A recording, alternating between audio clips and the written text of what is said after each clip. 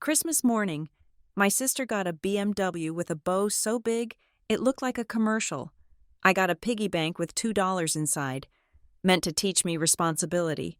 At 2 in the morning, I left without a fight and blocked them all. They never expected that car was actually a trap, and my name was already tangled in the paperwork. By the time they realized what they had done, it was not about family anymore. It was about fraud. My name is Claire Robinson, and I had spent the last 4 hours driving through the dense, suffocating humidity of a Georgia winter to get to a house that never quite felt like home. The drive from Charlotte to Savannah was usually a time for me to decompress. But today the air conditioning in my 10-year-old sedan was fighting a losing battle against the unseasonable warmth. Beside me on the passenger seat sat a stack of gifts I had spent months curating. There was a cashmere wrap for my mother that cost me 2 weeks of overtime pay, a vintage chronograph watch for my father that I had tracked down from a collector in Atlanta, and a high-end skincare set for my sister, Kendra, because she had mentioned it once in passing 6 months ago. I was the archivist of their desires, always listening, always remembering, and always paying full price. When I finally pulled into the long gravel driveway, the scene before me looked like it had been staged by a production crew for a holiday greeting card. The house was draped in tasteful white lights, the kind that required a professional service to install. But the centerpiece of the tableau was not the wreath on the door or the meticulously manicured lawn. It was the white SUV parked dead center in the driveway, blocking the path to the garage. It was a brand new BMW X5.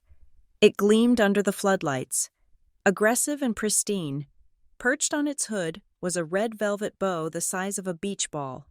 I parked my car off to the side, half in the grass, feeling the immediate, sinking contrast between my dusty, rattling vehicle and that machine.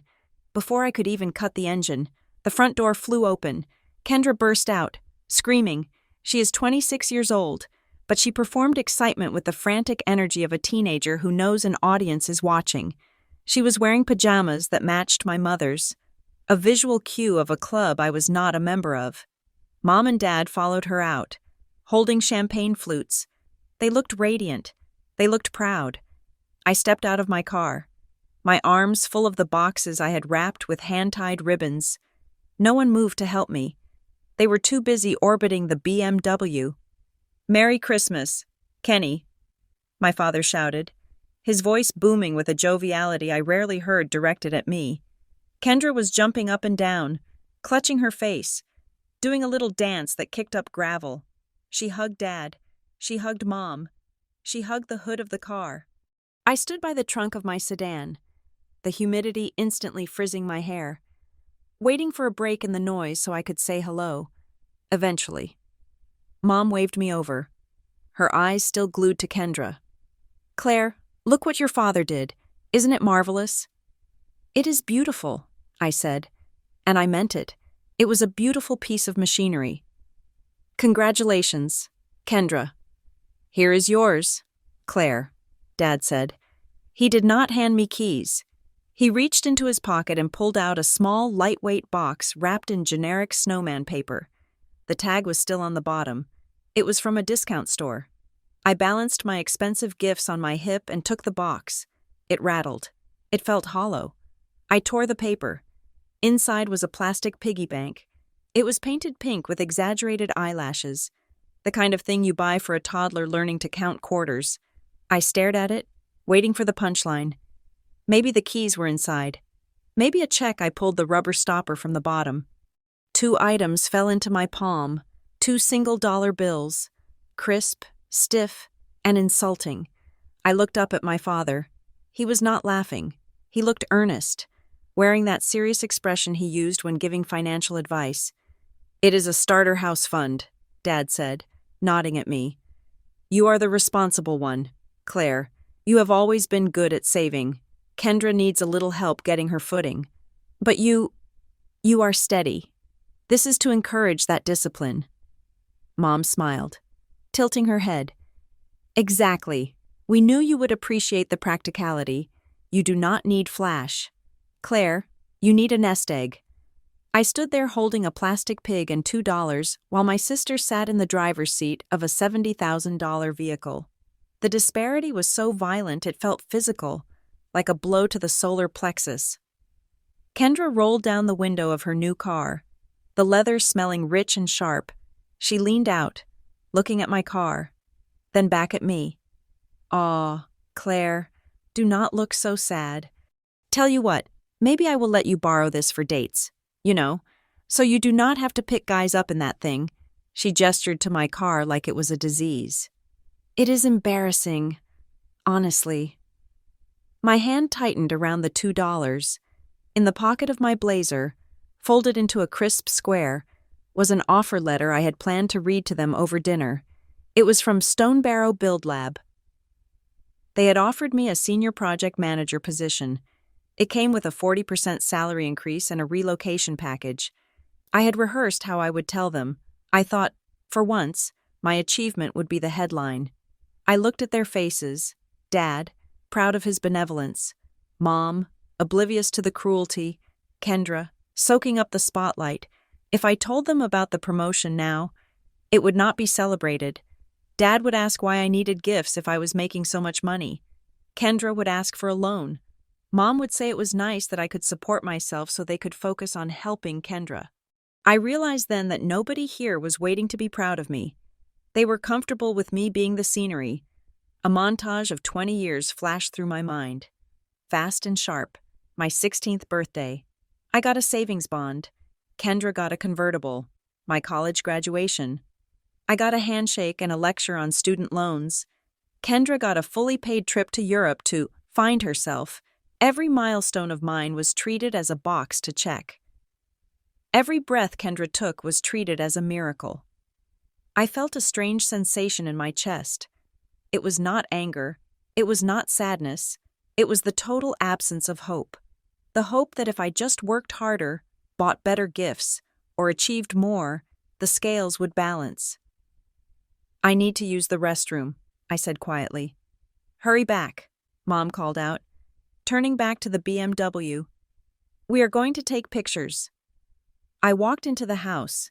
It smelled like cinnamon and pine, the scent of a childhood that looked perfect on paper and felt lonely in practice. I walked past the living room, where the stocking with my name on it was flat and empty, while Kendra's was bulging. I went upstairs to the guest room, my old room, which had been converted into a craft room for my mother 2 months after I left for college. I closed the door and locked it. I walked to the mirror attached to the back of the door. I looked at my reflection. I expected tears. I usually cried. I usually sat on the edge of the bed and tried to rationalize their behavior, telling myself they meant well, that they just expressed love differently. But tonight, my eyes were dry. My pulse was slow. I looked at the woman in the mirror, and I did not see the daughter who needed their approval anymore. I saw a stranger who had walked into the wrong house. Downstairs, a roar of laughter erupted. I heard the BMW horn honk, a sharp, cheerful blast. I heard my father shouting instructions on how to adjust the mirrors. I heard my mother cooing. They did not know I was gone. They would not notice I was gone until they needed someone to set the table or take the trash out. The house felt cold. It felt like a museum of memories where I was always the staff, never the guest. I looked at the piggy bank still clutched in my hand. I set it on the dresser. The $2 sat next to it. I was done being the responsible one. I was done being the investment they did not have to make downstairs. The party continued for the 3 of them. Upstairs, in the silence. I began to plan. It was 1:47 in the morning. The digital clock on the nightstand cast a sickly green glow across the room. Cutting through the darkness, the house was finally quiet, or at least it pretended to be. Down the hall, through the thin drywall that had never offered much privacy, I could still hear the low murmur of my parents' voices. They were not asleep. They were vibrating with the aftershocks of the evening, planning Kendra's first road trip in the new BMW, like they were generals mapping out a conquest. I heard my father say something about Charleston and my mother humming in agreement, the sound of people who had successfully secured their legacy, I rolled over and picked up my phone. The screen blinded me for a second before my eyes adjusted. There were 3 new messages, all sent within the last hour. The cheerful facade of the holiday had already dissolved, replaced by the operational tone I knew better than my own name. The first was from my mother. Make sure you move your car to the street before 7. We want to get pictures of the driveway with just the X5 in the morning light. The second was from my father. Kendra is going to need help figuring out the insurance setup. I told her you would handle the paperwork for her tomorrow since you understand that stuff. The third was from Kendra. Can I borrow your black heels for the photos? Mine hurt. I stared at the glowing text. There was no thank you. There was no good night. There was just a list of tasks for the uncompensated staff member they called a daughter. The shift from the smiling parents holding champagne flutes to these taskmasters was so seamless it made my stomach turn. They did not see me as a person who had just been humiliated. They saw me as a resource to be managed. I sat up. The decision did not arrive with a crash of thunder. It arrived with a terrifying, silent clarity. I was not staying for breakfast. I moved like a thief in the room where I had spent my teenage years crying over things I could not name. I grabbed my duffel bag and emptied it of the clothes I had brought for the week. I did not need clothes. I needed essentials. I packed my college photo album, the heavy one with the leather binding, because it contained the only proof I had that I existed outside of this house. I took the small ceramic bird my grandmother had given me 3 days before she died, the only object in this family that had ever been given to me without a price tag attached. Then I reached under the mattress. My fingers brushed against the cold plastic of a blue document folder. I had kept it there for years, updating it on every visit, just in case: birth certificate, social security card, passport, the hard copy of my car title. I slid it into the bag. I looked at the chair in the corner, the cashmere wrap, the vintage watch, and the skincare set sat there in a neat pile. I had spent over $1,000 on those gifts. The old Claire would have left them with a sweet note, desperate to buy their affection even as she left. The new Claire looked at them and felt nothing but cold logic. If I left them, they would use the gifts and still talk about how ungrateful I was for leaving. If I took them, they would call me selfish. The outcome was the same, so I decided to save myself the dignity. I left the gifts right where they were. They were transactions I was no longer funding. I zipped the bag. It made a sound like a small intake of breath. I opened the bedroom door. The hallway was dark. I walked past Kendra's room. She was snoring lightly, the sleep of someone who has never had to worry about where her safety was coming from. I walked down the stairs, skipping the 3rd step because it creaked. My body remembered the geography of this house better than it remembered how to be happy here. At exactly 2 a.m, I stood in the kitchen. The granite countertops gleamed under the nightlight. I took the house key off my ring. It was a single brass key that felt heavy in my hand. I placed it on the center island. I did not leave a note. A note implies a conversation. And I was done talking. I unlocked the front door and stepped into the humid Georgia night. The air was heavy and wet, smelling of impending rain.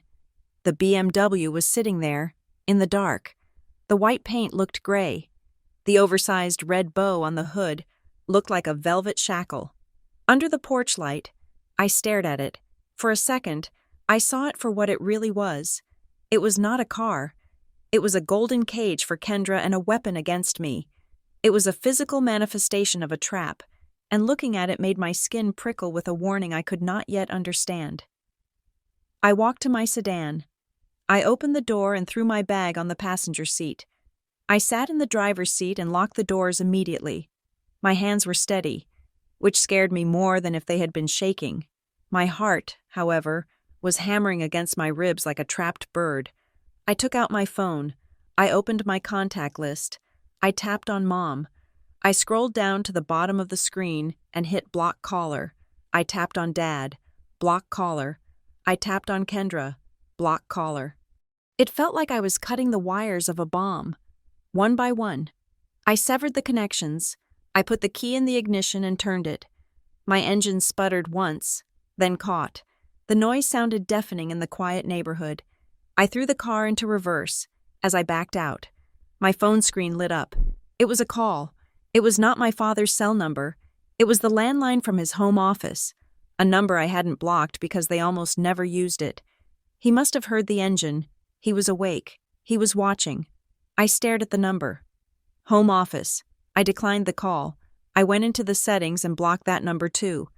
Then a notification banner dropped down from the top of the screen. It was a family group chat on a messaging app I had forgotten to mute. Mom, Claire. Where are you going? The neighbors will hear you. Mom. This is dramatic. Come back inside. Mom, do not embarrass us. I did not reply. I opened the group chat settings and hit Leave Conversation. Then I blocked the group itself. I shifted into drive. I did not look back at the house. I did not look at the bedroom window where the curtain might have been twitching. I pressed the gas pedal and rolled down the long driveway, past the BMW, past the perfectly manicured lawn, and out onto the main road. Rain began to hit the windshield. It was not a cinematic storm. It was just a miserable, steady drizzle that smeared the streetlights into long, blurry streaks. There was no snow, no holiday magic, just the wet asphalt and the hum of my tires. I drove for 10 minutes before the first wave of panic hit me. It started in my throat, tight and hot. My brain began to scream the old scripts. You are overreacting. They are your family. You are ruining Christmas. Just turn around and say you went to get milk. Just fix it. Fix it like you always do. My foot hovered over the brake. The urge to turn around was so strong it felt like gravity. It would be so easy to go back, apologize, take the abuse, and keep the peace. That was the familiar pain. This, the driving away into the dark, was a new, terrifying pain. But then I remembered the $2. I remembered the feeling of the crisp bills in my hand. I remembered the tag on the bottom of the plastic pig. I moved my foot back to the accelerator. I did not turn around. I drove straight into the darkness, letting the distance build between me and the people who shared my DNA, but not my reality. I was terrified, but for the first time in my life, I was driving in my own direction. Interstate 95 is a strange place at 3 a.m. It ceases to be a road and becomes a vacuum, a suspended state between who you were when you left and who you might be when you arrive. The rhythm of the windshield wipers against the steady, cold rain became a metronome for my thoughts, dismantling the last 20 years of my life mile by mile. For years, I had treated my parents' language like a holy text I was failing to translate. I thought I was just bad at reading the room. But out here in the dark, with nothing but the red smear of taillights ahead of me, the code finally broke. I realized that their compliments were never compliments. They were dismissal tactics. You are so independent, Claire. That was not praise for my autonomy. It was an excuse for their negligence. It meant we do not have to worry about you. So we will not? You will be fine. You always figure it out. That was not faith in my abilities. It was permission for them to withhold support. Your sister needs us more right now. That was the trump card. It was the sentence that justified funding Kendra's third attempt at a degree she would never use. While I worked 2 jobs to pay off student loans, they had promised to help with, but never did. I gripped the steering wheel until my knuckles turned white. The realization made me feel nauseous. I had spent my entire adult life auditioning for a role that had already been cast. I was the audience. Kendra was the star. And the audience pays for the ticket. But they never get to stand on the stage. My stomach growled. A sharp, hollow reminder that I had left before dinner was served. I saw a flickering neon sign for a diner near the South Carolina border. It looked like the kind of place that existed outside of time, a refuge for long-haul truckers and people running away from their lives. I pulled off the highway. The diner was mostly empty, bathed in harsh, buzzing fluorescent light that made everything look slightly green. I took a booth in the back, away from the windows. A waitress walked over. Her name tag read, Darlene. She looked to be in her 60s, with hair the color of steel wool and lines around her eyes that suggested she had seen everything that could possibly happen to a human being between midnight and dawn. She held a pot of coffee in one hand and a mug in the other. She did not ask if I wanted coffee. She just poured it. Steam rose up, smelling of burnt beans and comfort. "You look like you are running from something or running to something," Darlene said. Her voice was scratchy, like sandpaper on wood. "And by the look of those clothes and that face, I am guessing you are running from—" I looked down at my outfit. I was still wearing the nice slacks and blouse I had put on for the family dinner. They looked ridiculous here, wrinkled and damp from the rain. "Is it that obvious?" I asked. "Honey, I have been working the graveyard shift for 30 years, she said, sliding a laminated menu toward me. "I can spot a family blowout from the parking lot. Usually it is a husband, but you look like you just realized the people who are supposed to love you do not know how." I blinked, fighting back the sting in my eyes. I had not said a word. Darlene tapped the table with a long, unpainted fingernail. "Listen to me. Blood makes you related. Respect makes you family. If you do not have the second one, the first one does not mean a thing." She walked away before I could respond, leaving the words hanging in the air like smoke. I wrapped my hands around the hot mug. Respect makes you family. It was such a simple equation, yet I had spent decades trying to solve it with variables that did not exist. I pulled my phone out of my pocket. I had blocked their numbers, but the voicemail notification icon was blinking steadily. The blocking feature stopped the calls from ringing through, but it did not stop the carriers from depositing the venom into my inbox. I hesitated, then pressed play on the first message. It was my mother. "Claire, where are you? The neighbors are going to see your car is gone. This is incredibly selfish. We had a whole morning planned. Call me back immediately." There was no fear in her voice. "No. Are you safe driving in the rain?" "No. We are worried. Just annoyance." She was worried about the neighbors. She was worried about the disruption to her schedule. I deleted it. The second message was from Kendra. "Mom is crying. I hope you are happy. You always have to make everything about you. Don't you just come back and apologize so we can eat breakfast?" I deleted it. The third message was from my father. His voice was different. It was low, controlled, and icy. "Claire, I do not know what kind of game you are playing, but you walked out with things that do not belong to you. If you do not come to your senses and return to this house by noon, I will be forced to report things stolen. Do not test me." I froze. Report things stolen. I had taken my clothes, my old photo album, and a ceramic bird. I had left hundreds of dollars worth of gifts behind. What could he possibly claim I had stolen the piggy bank, the $2?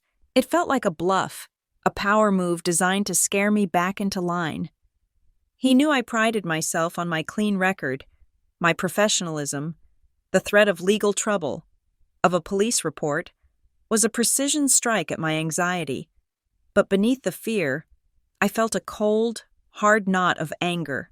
He was threatening to criminalize his own daughter rather than ask why she had left. My phone buzzed in my hand, startling me. It was not a blocked number. It was Megan Hart. Megan was the only person from my college years who had ever really seen the dynamic. When my parents forgot to pick me up for spring break, Megan drove me. When they canceled coming to my graduation because Kendra had a dance recital, Megan's parents took me out to dinner. I answered. "Hey." "Do not hey me," Megan said immediately. Her voice was sharp, awake. I saw Kendra's Instagram story. She posted a picture of a BMW with the caption, "Best Christmas ever," and then deleted a comment asking where you were. "Where are you?" "Claire, I am at a diner near the border," I said. My voice cracked. "I left. Megan, I actually left." "Good," she said. There was no hesitation. "I am in Charlotte. My spare room is empty. The sheets are clean. I have wine, and I have that jagged anger that you need right now." "I cannot impose," I said automatically. The reflex was instant. "Do not be a burden. Do not take up space." "I will find a hotel.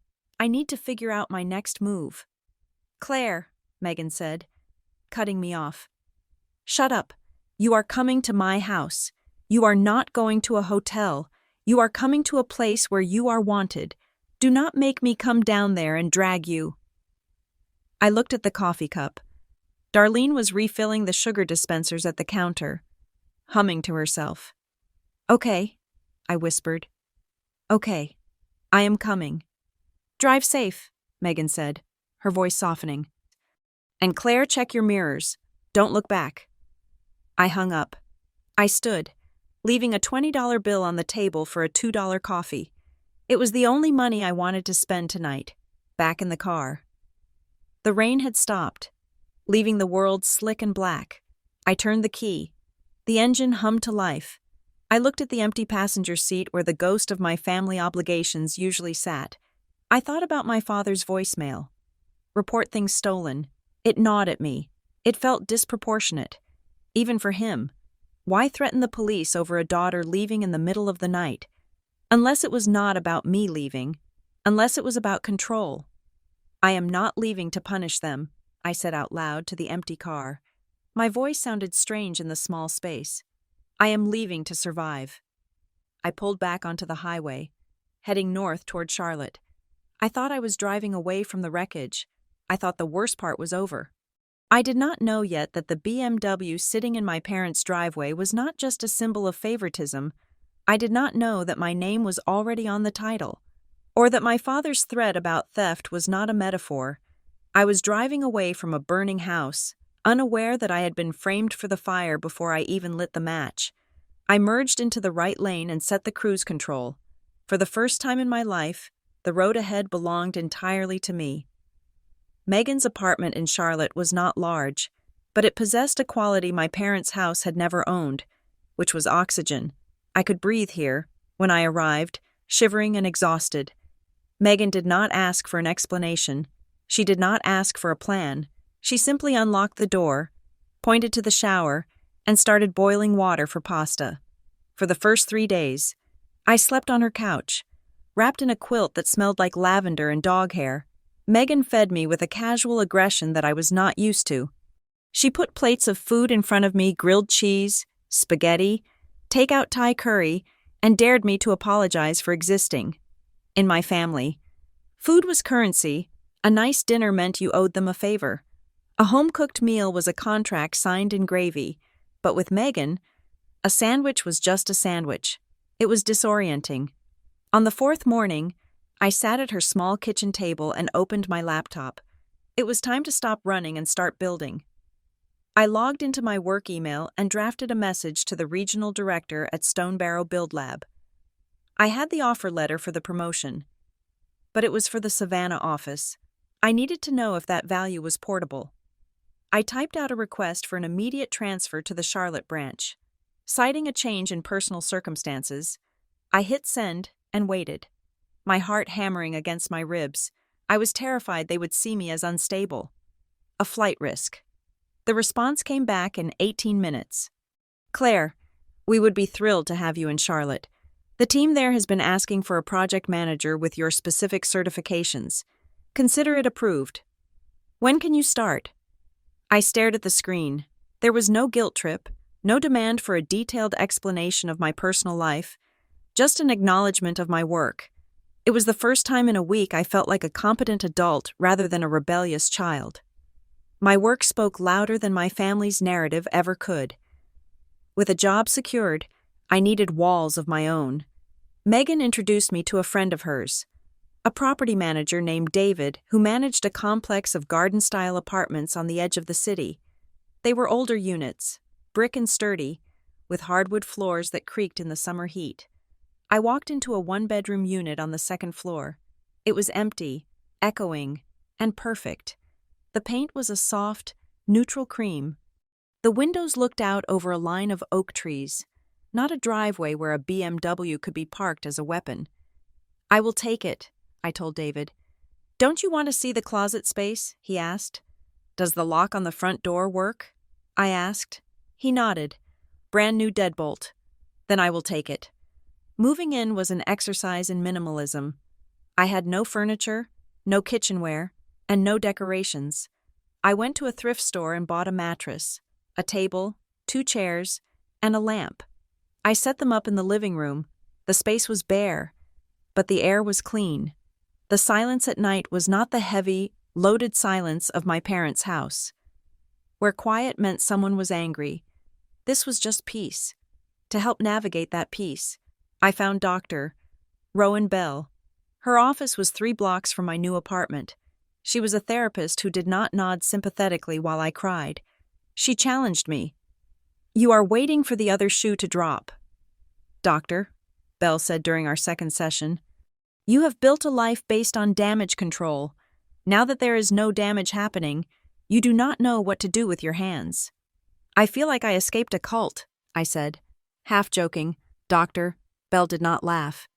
"In a way, you did. You left a system that required your submission to function. That is not just a family dynamic.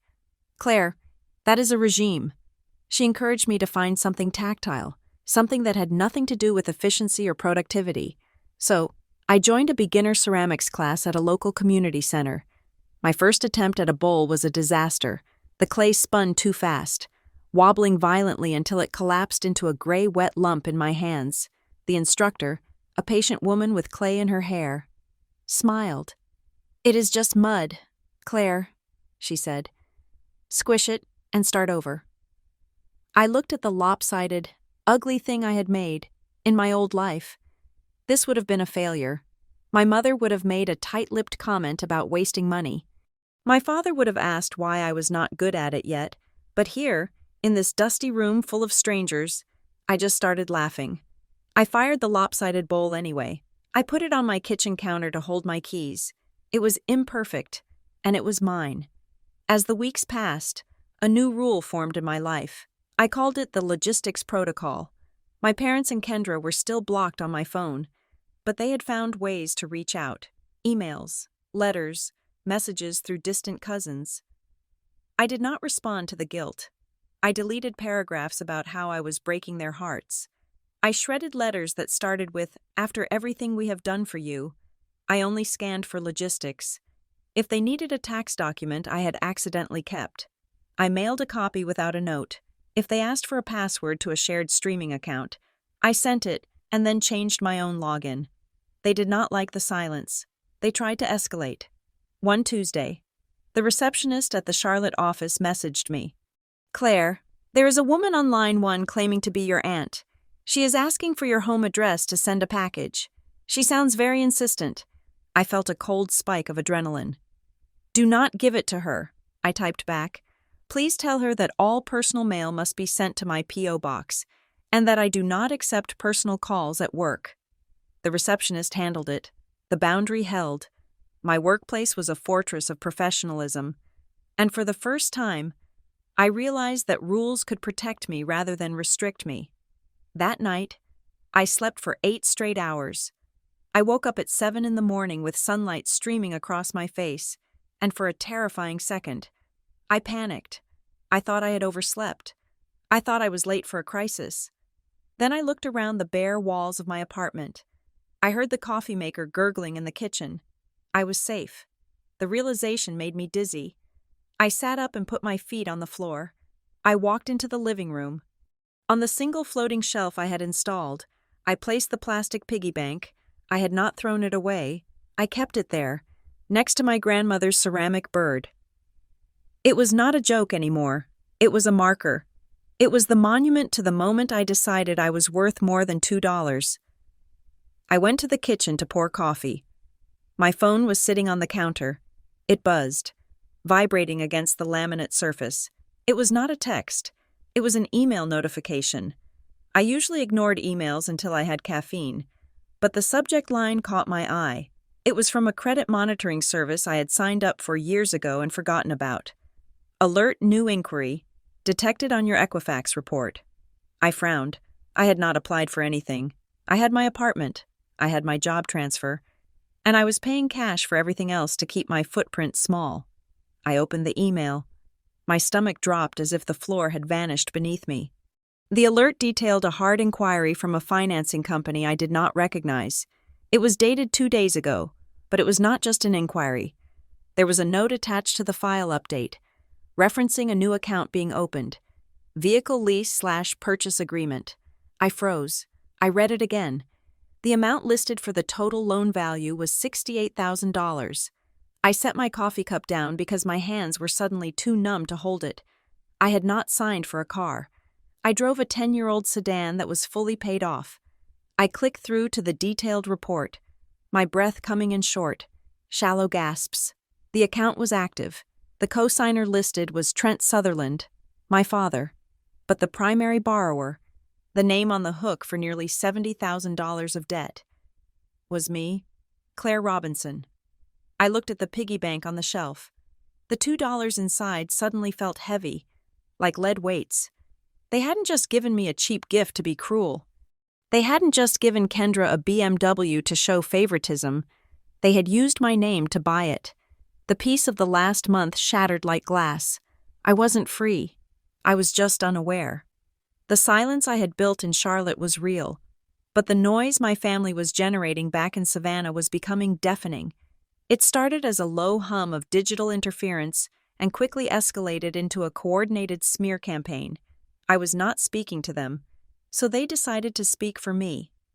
I found out through the grapevine of cousins I barely spoke to that the narrative had shifted. I was no longer just the daughter who left early. I was unstable. I was going through something mental. My parents were painting themselves as the bewildered, heartbroken victims of a daughter who had snapped. They were planting seeds of doubt in everyone we knew, ensuring that if I ever tried to tell my side of the story, it would be viewed through the lens of a breakdown. Kendra was the press secretary for this campaign. I made the mistake of checking her social media from a burner account I used for market research at work. Her feed was a curated exhibition of grief.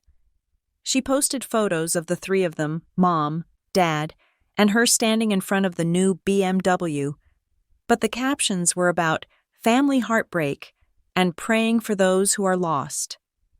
She was collecting sympathy like it was currency, and the comments section was full of people sending heart emojis and prayers for my parents. She never named me, which was the genius of it. She just created a void where I used to be and filled it with their suffering. Then came the direct messages, bypassing my blocks through new numbers or email addresses I hadn't thought to filter. My mother sent a text that arrived on a Tuesday afternoon. My blood pressure is 160/90 today. The doctor says it is stress. I hope you are happy knowing what you are doing to my health. It was the classic guilt script. In the past, that message would have had me calling her immediately, apologizing, begging for forgiveness. But now, reading it in the quiet safety of my own apartment, I felt nothing but a cold detachment. I did not bite. I deleted it. My father's approach was different. His messages were not emotional. They were tactical. He sent an email with the subject line, "Urgent Matter." The body of the email was one sentence: "Return what you took immediately, or we will have to involve the authorities." He did not name what I had taken. He kept it vague. It felt like he was building a narrative, creating a paper trail of demands that could be shown to a third party later.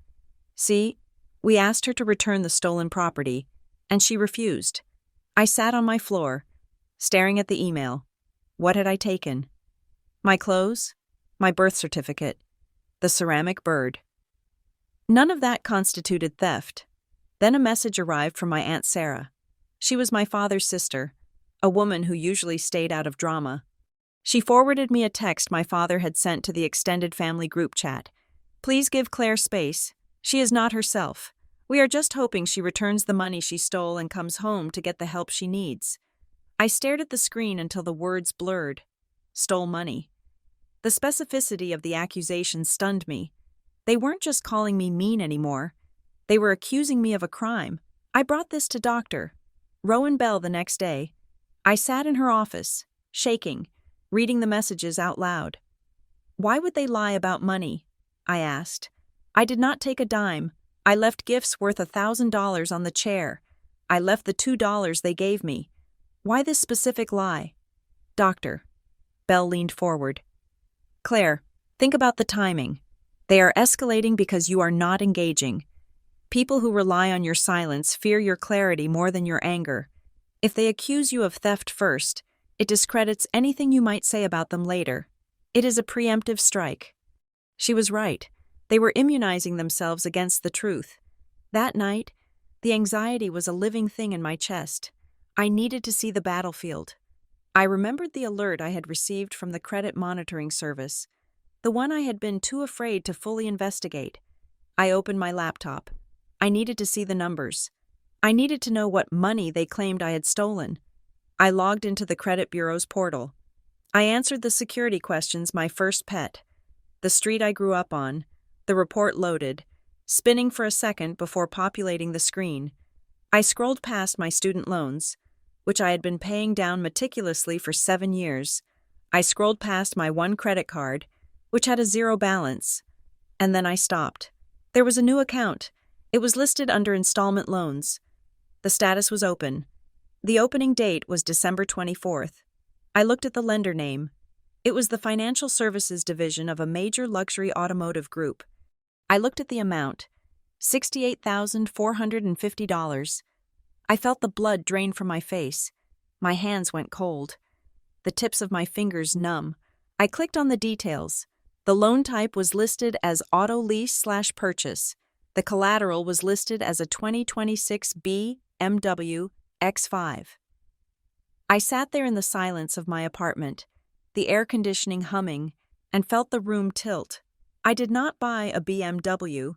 I did not co-sign for a BMW. I had never stepped foot in that dealership. I read the notes on the account. Primary borrower, Claire Robinson. Co-signer Trent Sutherland, my father. The pieces slammed together in my mind with the force of a car crash. The starter house fund speech, the $2, the emphasis on me being the responsible one with the good credit. They hadn't just given me a bad gift. They had given me a distraction. The piggy bank was a prop. While I was staring at 2 single-dollar bills, feeling hurt and humiliated, they were busy using my Social Security number to finance the $68,000 car sitting in their driveway. They needed my credit score to get the interest rate they wanted. They needed my income history to get the approval. They knew I would never agree to it, so they did it for me. The text from my father. Return what you took, suddenly took on a terrifying new meaning. He wasn't talking about the ceramic bird. He was setting the stage to claim that I was the one who bought the car, and that I had stolen the funds or the vehicle if I ever tried to dispute it. He was gaslighting me on a legal level. I looked at the piggy bank on the shelf. It wasn't just an insult. It was a receipt for a transaction I never authorized. They had traded my financial future for Kendra's status symbol. I felt a scream building in my throat, but I swallowed it down. Ice replaced the panic in my chest. I closed the laptop. I did not call them. I did not text them. I knew now that this was not a family dispute. This was identity theft, and I was done being the victim. The morning sun hit my laptop screen, creating a glare that made the rows of data look like a mirage. But the numbers were terrifyingly solid. I sat at my kitchen table with a notepad, a pen, and a cup of coffee that had gone cold an hour ago. I was not crying. I was not shaking. I had entered a state of cold, clinical precision. I was no longer a daughter. I was an auditor of my own life. I dialed the customer service number for the luxury automotive finance group listed on my credit report. The automated system tried to route me to a payment portal. Assuming I was calling to make the first installment on the $68,000 debt I did not know I had, I pressed 0 repeatedly until a human voice answered. "Thank you for calling. My name is Marcus. How can I assist you today?" "My name is Claire Robinson," I said, my voice flat and steady. "I am looking at a new account on my credit report that I did not authorize. I need the origination details immediately." Marcus paused. The tapping of a keyboard echoed down the line. "I see the account here. Ms. Robinson. It is for a 2026 BMW X5. The loan was finalized on December 24th. Is it possible you forgot about a co-signed vehicle?" "I did not co-sign," I said. "And I did not sign as a primary borrower, who is listed as the secondary contact." "One moment," Marcus said. "The secondary contact is listed as Trent Sutherland. Relationship is listed as father. The address on file for both parties is in Savannah, Georgia. I live in Charlotte, North Carolina, I said. I have lived here for 4 years. Marcus, I need you to send me the digital signature packet. I need the timestamp of when the document was signed, the IP address it was signed from, and the email address it was sent to. I can send a copy of the contract to the email on file, he offered. Read me the email on file, I ordered. It is clairerobinson85@gmail.com. My name is spelled Claire, I said. They misspelled my name in the fake email address they created to sign the documents. The silence on the other end of the line was heavy. Marcus finally understood this was not a billing dispute. This was a crime scene. He escalated me to the fraud department. Within an hour, a secure link arrived in my inbox containing the full loan packet. I opened it, and the forensic evidence of their betrayal spilled out across my screen. The first thing I saw was the signature. It was a digital scrawl, a jagged attempt at my cursive. It looked like the signature I used in high school, the one on my old learner's permit that my father kept in his safe. It was close enough to pass a casual inspection by a tired finance manager, but wrong enough to make bile rise in my throat. It lacked the sharp loop I put on the R now. It was a forgery born from memory. I scrolled down to the metadata. The document had been signed via an electronic platform on December 24th at 11 in the morning. I was in my car driving to Savannah at that exact time. I could prove I was on the interstate, hundreds of miles away from the IP address that had authorized the loan. And then I found the smoking gun. Included in the correspondence file was an email chain between the dealership's finance manager and my father. The subject line was Robinson/Sutherland deal. The finance manager, a man named Rick, had written Mr. Robinson. Thanks for handling everything remotely.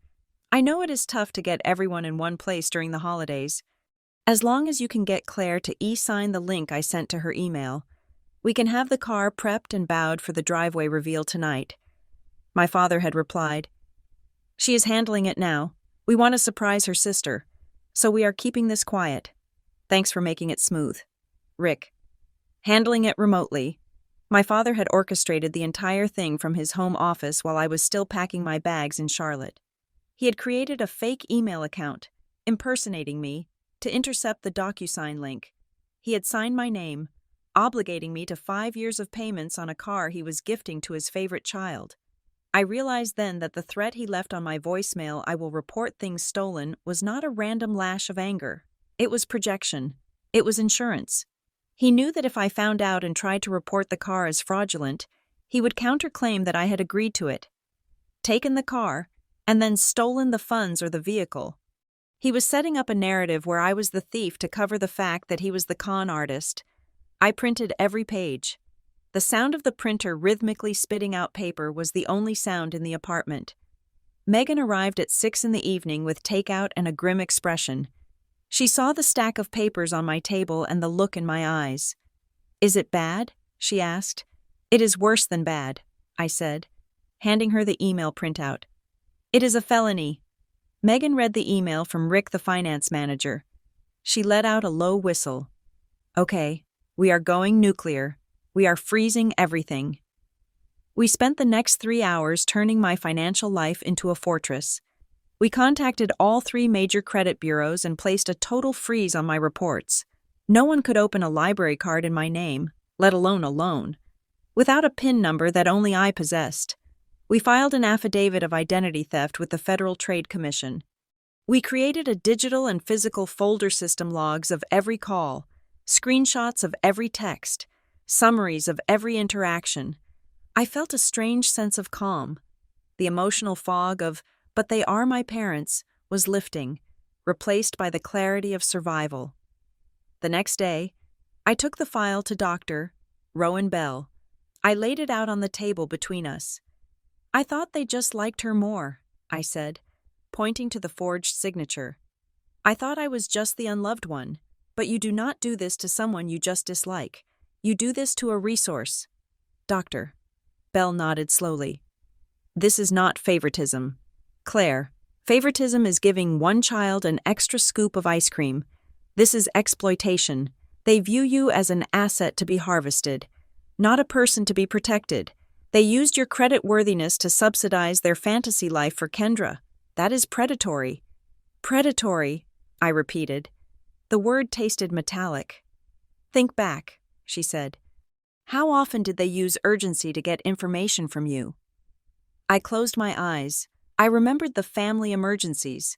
The time my mom called in a panic saying they needed my social security number for a medical insurance update while I was in college. The time my dad asked for a picture of my driver's license because he was updating the family will. They had been collecting the keys to my identity for years, storing them up for a moment like this. My phone buzzed on the table. It was a notification from the credit monitoring app. Alert credit inquiry blocked. I picked it up. The timestamp was 2 minutes ago. Attempted inquiry rooms to go furniture financing. I laughed. It was a dry, sharp sound that frightened me a little. They are trying to furnish her apartment, I said, showing the screen to Dr. Bell. They realized the car loan went through, so now they are trying to open a line of credit for furniture. But I froze it last night. They just hit a brick wall. They were not stopping. They were not reflecting on the morality of saddling their eldest daughter with $70,000 of debt. They were actively trying to extract more. They were shopping with my life. I stood up. The grief I had carried for 20 years, the sadness of not being chosen, the desperate need to be good enough evaporated. What replaced it was a spine of steel. I am done waiting for an apology, I said. I am going to destroy the mechanism they used to hurt me. Doctor, Bell looked at me. What is the new narrative, Claire? I looked at the paperwork. The evidence of a father who could forge his daughter's name without shaking, and a mother who could smile while handing me $2 as a distraction. They did not just hurt my feelings, I said, my voice steady and loud in the quiet office. They tried to use my identity, and I'm going to make sure the paper trail leads right back to their front door. Dana Price's office did not look like the law firms on television. There were no mahogany bookshelves filled with leather-bound volumes that nobody read. And there was no dramatic view of the city skyline meant to intimidate opposing counsel. The room was sterile, white, and silent, dominated by a glass table and a large monitor. Dana herself was a woman of precise movements. She did not offer me coffee or sympathy. She offered me a strategy. I sat across from her, watching as she organized the stack of evidence I had compiled: the credit report, the forged digital signature log, the email from the dealership, and the affidavit of identity theft I had drafted but not yet filed. She moved through the papers with the speed of a surgeon, her eyes scanning for dates and liability clauses. "This is clean," Dana said, her voice devoid of inflection. "Legally speaking, it is a mess for them. But for you, this is clean. You have the geolocation data proving you were not at the IP address where the signature originated. You have the email chain acknowledging remote handling by a third party. And you have the lack of consent." "I want to sue them," I said. The anger was still there, sitting hot in my chest. "I want them to admit what they did." Dana stopped reading and looked at me. "Claire, listen to me closely. If you want an apology, go to therapy. If you want to protect your financial existence, you listen to me. We are not filing a lawsuit for emotional distress right now. That is expensive and hard to prove. We are filing a dispute for consumer fraud." She turned the monitor so I could see it. "The goal here is not revenge, it is severance. We need to cut the cord between your social security number and that vehicle identification number. To do that, we need documentation, affidavits, and a timeline so tight that the lender has no choice but to release you from the contract." I nodded, feeling the heat in my chest cool into something harder, like concrete setting. "Okay, what is the first step?" "We file a police report," Dana said. "Not for a family dispute, for identity theft. You will walk into the precinct, you will hand them the evidence, and you will get a case number. You will not cry. You will not tell them about the Christmas gift or the piggy bank. You will say, 'My personal information was used to secure a loan of $68,000 without my authorization.' That is it. I followed her instructions like I was managing a construction site. I went to the station. I sat at a metal desk across from a tired officer. I did not tell him about my sister's smile or my mother's guilt trips. I gave him the facts. I walked out 20 minutes later with a case number on a carbon copy slip. It felt anticlimactic, but Dana had warned me that justice is mostly paperwork. With the police report filed, Dana drafted a formal notice to the lender. It was a terrifyingly beautiful document. It cited the Fair Credit Reporting Act and the Truth in Lending Act.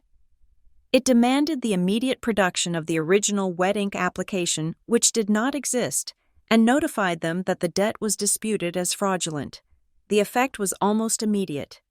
3 days after the certified letter was delivered to the lender, and presumably after the lender contacted the secondary contact listed on the account, my phone began to light up. But the tone had changed. The threats about reporting me for theft vanished. The angry demands to return home disappeared. Instead, I started getting messages that sounded like they had been written by a PR firm. Mom Claire, honey, we miss you so much. The house is too quiet. Please call us. We just want to make sure you are okay. Dad. Let's talk like adults. Claire, we can work this out. There is no need to involve outsiders. We are a family. I read the texts in my kitchen, standing in the dark. Outsiders. He meant the law. He meant the consequences. The shift from "you are ungrateful" to "we can work this out" told me everything I needed to know. They had received a call from the dealership or the bank. They knew the game had changed. I did not reply. I forwarded the screenshots to Dana. Then came the call that almost broke my resolve. It was late, past 11 at night. My phone buzzed with a call from a no-caller ID number. I usually ignored them, but something in my gut told me to answer. Hello. Claire. It was Kendra. She was crying. It was the wet, jagged sound of someone who is genuinely terrified.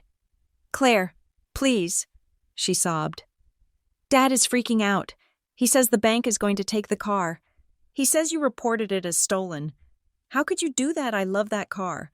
Everyone has already seen it. I sat down on the edge of my bed.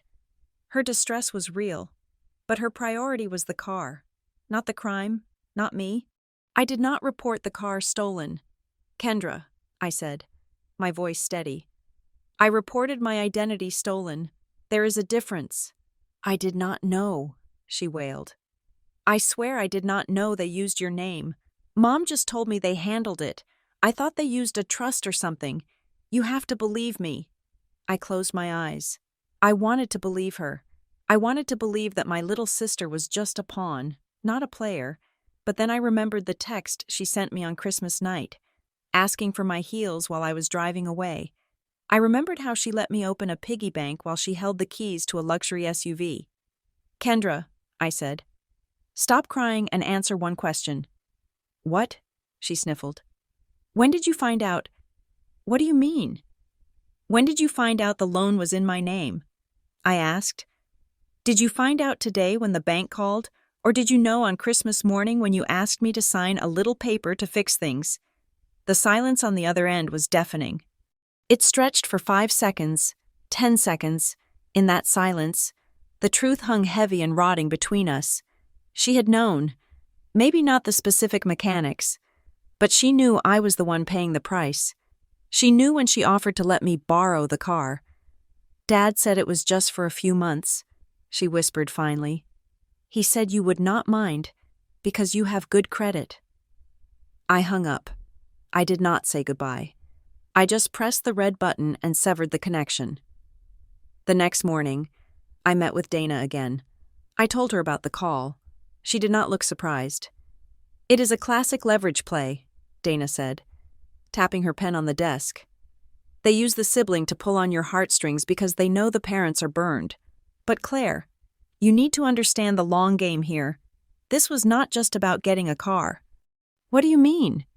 If that car goes delinquent, and it will, because a $68,000 note carries a payment of nearly $1,100 a month, it ruins you. Not them. You. Dana looked me in the eye. If you had accepted this, You would have been forced to pay for that car to save your own credit score. You would have effectively bought your sister a BMW to protect your own ability to rent an apartment or get a job.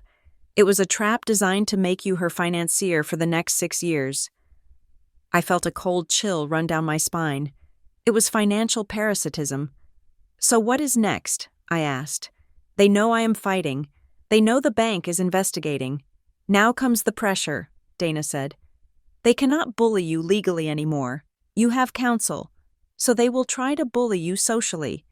They need to get you in a room where you cannot make a scene. They need to get you back in the fold so they can pressure you to sign a retroactive consent form. Expect an invitation. An invitation to what? I asked. I blocked them. They will find a way, Dana said. Is there a big family event coming up? A birthday? An anniversary? No, I said. Nothing that I know of. 2 days later, I checked my mailbox. Inside was a thick, cream-colored envelope. The calligraphy on the front was raised and elegant. It was not sent from my parents' address. It was sent from a wedding planner's office in Atlanta. I opened it. A piece of heavy cardstock slid out, dusted with gold glitter. You are joyfully invited to the engagement celebration of Kendra Robinson and Elliot Vaughn. I stared at the date. It was next weekend, in Savannah. Kendra wasn't even seeing anyone seriously 3 months ago. Now she was engaged. And the party was a massive, formal event. I realized Dana was right. They had manufactured a milestone, a huge, public event where the entire extended family would be present. If I didn't go, I was the jealous sister who boycotted Kendra's happiness. If I did go, I would be walking into a room filled with people who thought I was unstable, trapped in a venue where my parents could corner me and demand I drop the fraud claim for the sake of the family. I turned the card over. There was a handwritten note on the back in my mother's script. Please, Claire, do not ruin this for her. Just come home. It was the perfect trap, and for the first time since I left, I knew I had to walk right into it. The decision to attend Kendra's engagement party was not made out of guilt. It was made out of strategy. If I stayed in Charlotte, my absence would be the canvas upon which they painted their masterpiece of victimhood. They would tell the extended family I was bitter, unstable, and jealous of my sister's happiness. By going, I became a witness. I became a physical fact that they had to navigate around. I did not stay at the house. I booked a room at a boutique hotel in the historic district, paying $300 a night for the privilege of a deadbolt that I controlled. I rented a car from the airport, a nondescript sedan that I parked in a garage 3 blocks away. I was not a daughter coming home. I was a distinct legal entity visiting a hostile jurisdiction. In the hotel mirror, I rehearsed my lines. Dana Price had given me a script, and I treated it like a shield. I am here to celebrate Kendra. I am not discussing financial matters tonight. If you continue this topic, I will walk away. I said them to the mirror until my voice stopped shaking. I put on a dress I had bought specifically for this night. It was emerald green, sharp, and tailored. It was not the soft, floral pastels my mother always tried to force me into. It was armor. Megan met me in the lobby. She looked fierce in a black jumpsuit, her eyes scanning the street as we walked to the car. She was not just my +1, she was my witness protection program. Remember, Megan said as we pulled up to the venue, a sprawling country club draped in Spanish moss and humidity. You do not owe them a scene. You owe them nothing. We walked into the ballroom, and the air conditioning hit us like a wall of ice. The room was aggressively festive. White roses were everywhere, cascading from the tables and the chandeliers. A string quartet was playing a sanitized version of a pop song. And there, in the center of the room, was my family. The moment they saw me, the performance began. My mother rushed forward, her arms open wide, her smile stretching so tight it looked painful. She hugged me, and I felt her fingers dig into my back, a sharp, desperate pressure disguised as affection. "Claire!" she exclaimed, loud enough for the table of aunts behind her to hear. "Oh, thank goodness you made it. We were so worried you would let things keep you away." She pulled back, scanning my face for a crack in the porcelain. "Hello, Mother," I said. I did not hug her back. I stood still, letting her embrace slide off me. "The venue is beautiful." "It is, isn't it?" she whispered, leaning in close. Her perfume was overwhelming. "We have all suffered enough. Claire, let's just have a nice night. For your sister." It was a masterclass in framing. By asking me to be nice, she implied I was the one who had been cruel. She positioned me as the villain before I had even ordered a drink. I moved past her, deeper into the room. My father was holding court near the bar, laughing with a group of uncles. When he saw me, his eyes did not soften, they narrowed. He excused himself and walked over, intercepting me before I could reach the buffet. He put a hand on my shoulder. It felt heavy, like a clamp. "You look healthy," he said. It was not a compliment, it was an assessment. "I am doing well," I replied, stepping out of his reach. "Listen," he said, his voice dropping to that low, reasonable baritone he used to close business deals. "I know there is a lot of paperwork flying around right now. Lawyers and nonsense. Let's not ruin your sister's night with that garbage. We can sort it all out on Monday like adults." "I am here to celebrate Kendra," I said, reciting the line from the mirror. "I am not discussing anything else," he smiled, but it did not reach his eyes. "Good. Just remember who paid for your college. Claire, loyalty is a currency you seem to be short on lately." He walked away, leaving the threat hanging in the air between the violin notes. I found Megan near a high-top table. She was watching the room like a guard dog with perfect manners, sipping a seltzer water. "Your cousin Greg is acting weird," she said. Nodding toward a table in the corner, I looked. Greg was my father's nephew, a man who usually spent family gatherings trying to sell everyone insurance. Tonight, he was staring at his plate. When my father walked past him, Greg physically turned his chair away. He knows, I realized. They must have borrowed money from him too, or told him some lie about me that he doesn't quite believe. The rot was spreading. The facade was perfect on the surface, but the foundation was cracking. Then I saw Kendra. She was standing near the cake, wearing a white dress that looked suspiciously like a wedding gown. Elliot, her fiancé, was beside her, looking dazed and happy, but Kendra looked exhausted. Her makeup was flawless, but there were shadows in the hollows of her neck. The diamond on her finger was enormous, catching the light with a violence that made me wonder whose credit score had paid for it. She saw me. Her eyes widened. She whispered something to Elliot and beelined toward me. "Claire," she breathed. She grabbed my hand. Her palm was sweating. "You came." "Congratulations, Kendra," I said. "You look beautiful." "I need to talk to you," she said, her voice rising in panic. "Just for a second, please, in the bridal suite." Megan stepped forward. "I will come too." "No," Kendra snapped, then softened. "Please, just sisters. 2 minutes." I looked at Megan. She gave me a tiny nod. "I am watching the door." I followed Kendra into the small, private room off the main hall. It was filled with garment bags and half-empty champagne glasses. Kendra closed the door and leaned against it, as if to block my exit. "Dad said you are suing us," she said. The accusation came out fast, trembling. "I am disputing a fraudulent loan," I corrected her. "There is a difference. It wasn't supposed to be like this," she said, sliding down the door until she was crouching on the floor. Her dress pooled around her like spilled milk. "It wasn't a gift, Claire. The BMW. It wasn't a gift." I stood over her, feeling a strange, cold pity. "I know it wasn't a gift to me. Kendra, it was a theft." "No," she looked up, mascara smearing under her eyes. "It wasn't a gift to me either. Dad told me it was a strategy.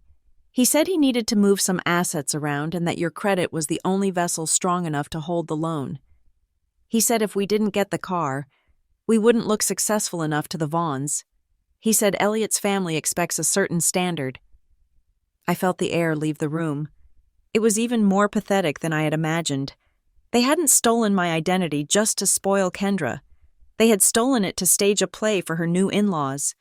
They had leveraged my financial future to buy a prop for their social climbing. He told me you knew, Kendra sobbed. He told me you agreed to help me land Elliot. But then the bank started calling, and you blocked everyone, and Dad got scared. She reached into the pocket of her dress. She pulled out a folded piece of paper. He said we can fix it tonight, she said, holding the paper out to me. Her hand was shaking. He said if you just sign this, it acknowledges that you authorized the purchase retroactively. He says it will make the fraud investigation go away. Please, Claire, if you don't sign it, they are going to repossess the car. Elliot's parents will see it being towed. It will ruin everything. I took the paper. It was a single page, drafted by my father. Not a lawyer. It was a statement of familial consent. It stated that I, Claire Robinson, had verbally authorized the use of my digital signature on December 24th. If I signed this, the fraud case would vanish. My leverage would vanish. And I would be legally on the hook for $68,000 of debt for a car I did not drive. To save face for a sister who was marrying a man who apparently only loved her if she drove a luxury vehicle. I looked at Kendra. She wasn't crying for me. She was crying for the illusion. You didn't invite me here to celebrate your engagement, I said. My voice quiet and deadly. You invited me here to close a loophole. I just want to be happy, she whispered. Why can't you just let me be happy? Because your happiness costs $68,000 of my money, I said. I did not tear up the paper. I folded it neatly and put it in my clutch. It was evidence. I am not signing this, Kendra. Then leave, she screamed, the mask finally slipping completely. If you won't help, then get out. You are ruining my life. No, I said, opening the door. I am saving mine. I walked out of the bridal suite. Megan was waiting right there. She saw my face and fell into step beside me. We did not leave the party. I was not going to run away this time. I walked back into the ballroom, the stolen document burning a hole in my bag, and I went straight to the bar. I ordered a drink. I stood in the center of the room, wearing my emerald dress, and I waited. I wanted them to see me. I wanted them to know that I had the paper. I knew the truth, and I was still standing. The social chess match was over. I had just flipped the board. The waiter had barely placed my drink on the coaster when my father appeared at my elbow. He did not look at me.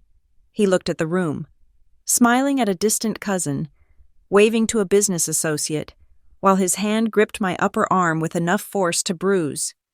We are going to have a chat, he said. His voice was low, vibrating with a frequency that only I could hear.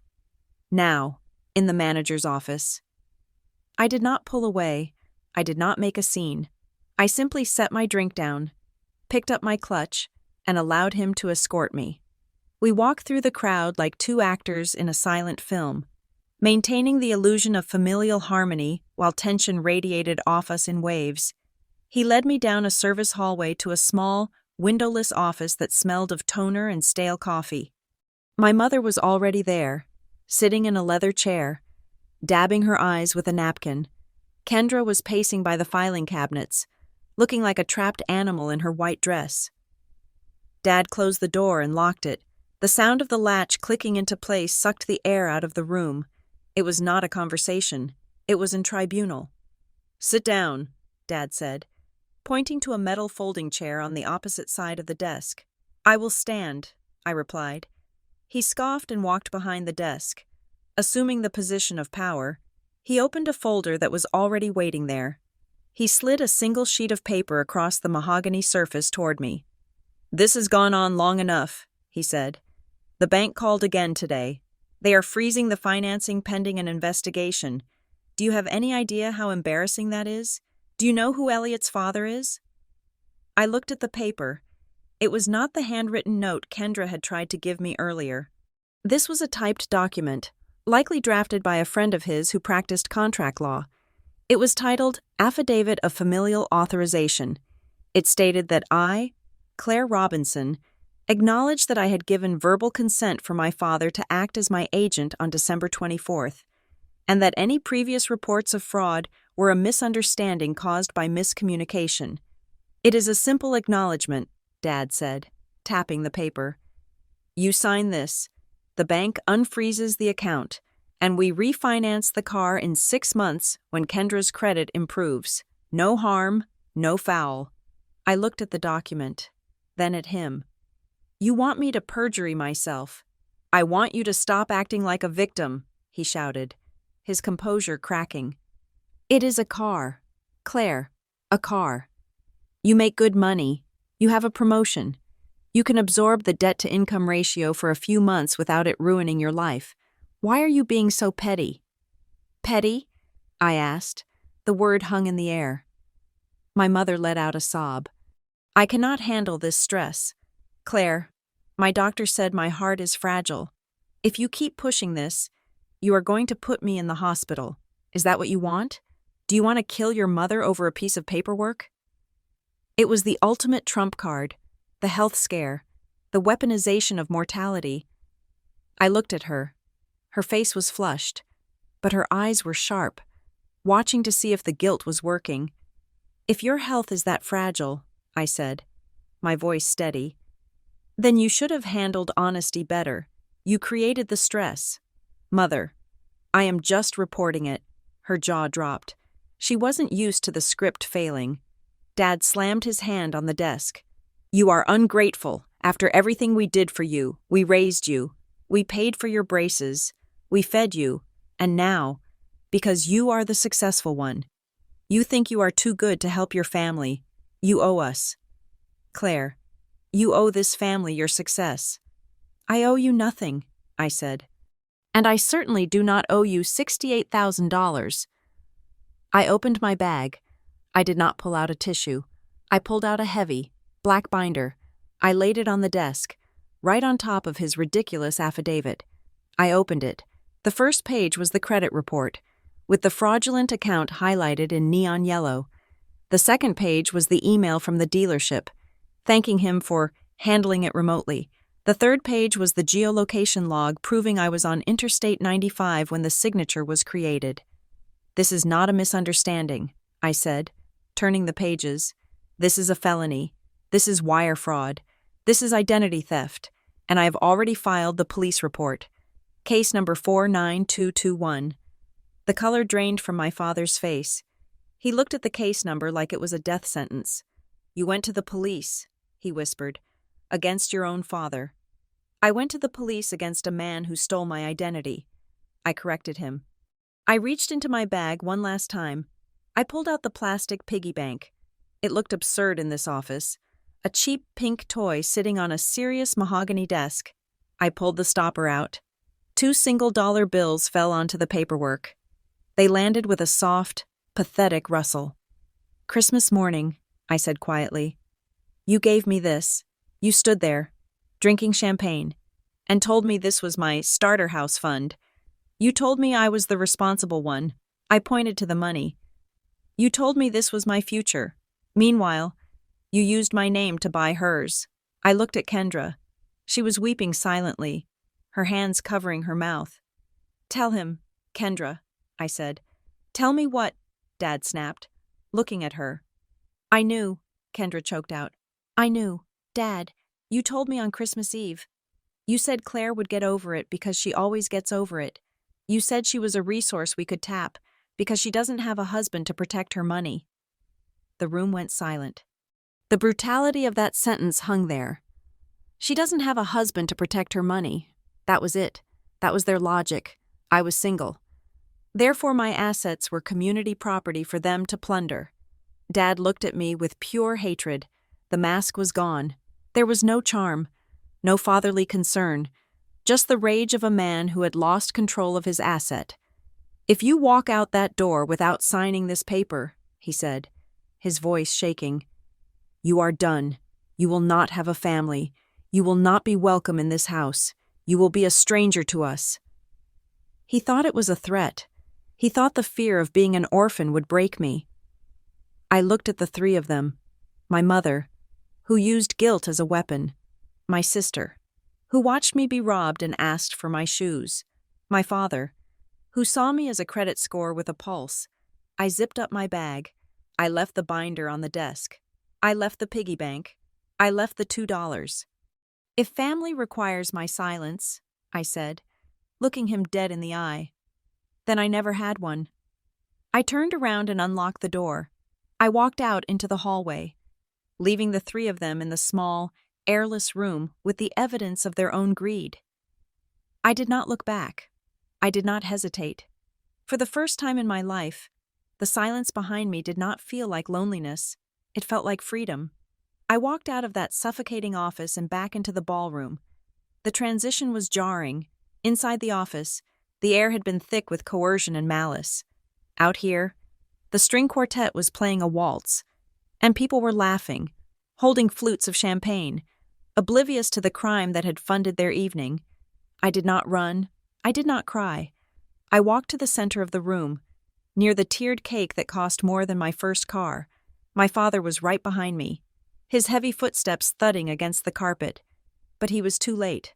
I had already signaled the DJ to cut the music. The room went silent. 100 faces turned toward me. I saw my aunt, the one who had forwarded the accusation of theft. I saw the cousins who had blocked me on social media. I saw the friends of the family who had whispered that I was unstable. I am not going to make a toast, I said. My voice was not loud. But in the sudden quiet, it carried to every corner of the room. I am just going to state a correction. My father lunged forward, his face a mask of panic. Claire, do not do this. She is having an episode. Everyone. She is not well. He reached for my arm. Before he could make contact, a figure stepped out from behind a pillar near the entrance. It was Dana Price. She was wearing a charcoal suit that looked like it was cut from steel. She moved with a speed that defied her heels, placing herself physically between my father and me. Mr. Robinson, Dana said, her voice projecting with the practiced authority of a courtroom veteran. I am Dana Price, retained counsel for your daughter. If you touch my client, I will have you arrested for assault in front of your son-in-law's entire family. I suggest you step back. The room gasped. The social veneer cracked instantly. My father froze, his hand hovering in midair. He looked at Dana, then at the guests, realizing that his narrative of a family dispute had just been escalated into a legal confrontation. I am not unstable, I continued, addressing the room. And I am not having an episode. I am responding to the rumors that I stole from this family. The truth is the opposite.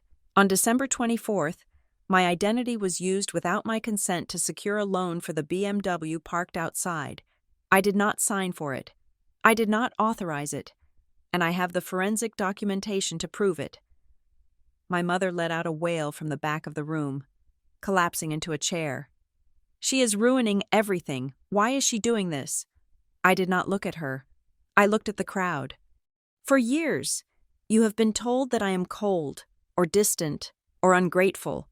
You were told that because it was easier than admitting that I was being used as a financial resource. Favoritism is one thing, exploitation is another, and I am done paying for this family's image with my credit score. I pulled a single piece of paper from my clutch. It was a copy of the lender's internal call log, something Dana had subpoenaed 48 hours ago. This is a transcript from a call to the lender, I read aloud. The agent asks for verification of the primary borrower. The male voice on the line identified as the secondary contact says, I am signing as Claire because she is hard to reach right now, but she gave me the go-ahead. That voice was my father. I dropped the paper on the cake table. It landed next to the silver serving knife. I was not hard to reach, I said. I was just inconveniently unwilling to be a victim. The silence that followed was absolute. The relatives who had pressured me to forgive, who had sent me guilt-tripping texts about family unity, now looked at the floor. They realized they had been recruited as flying monkeys in a scheme they did not understand. The family story collapsed in real time. Elliot's parents were whispering furiously to each other, looking at Kendra with narrowed eyes. The engagement party was effectively over. My father stood there, stripped of his charm, stripped of his authority. He looked small. He looked like exactly what he was, a man who had tried to sell his daughter to buy a reputation. "I am leaving now," I said. "Do not contact me. Do not come to my home. Do not send cousins to fish for information. Any further communication will go through Ms. Price. If you attempt to use my identity again, I will not just file a report, I will press charges." I turned to walk away. Kendra was standing near the exit, her face streaked with tears, her expensive dress looking like a costume she no longer knew how to wear. She reached out and grabbed my hand as I passed. "Claire," she whispered, "what am I going to do? Dad said he would handle the payments. If the bank takes the car, Elliot will see it. I don't know how to fix this." For a second, I felt the old urge to save her. I felt the reflex to say, "I will figure it out." But I looked at her, 26 years old, and still waiting for someone to hand her a life, and I knew that saving her would be the cruelest thing I could do. I reached into my bag. I did not pull out a checkbook. I pulled out a folded piece of paper I had prepared at the hotel. "This is a list of recruiters in Savannah who specialize in entry-level placement," I said, pressing it into her hand.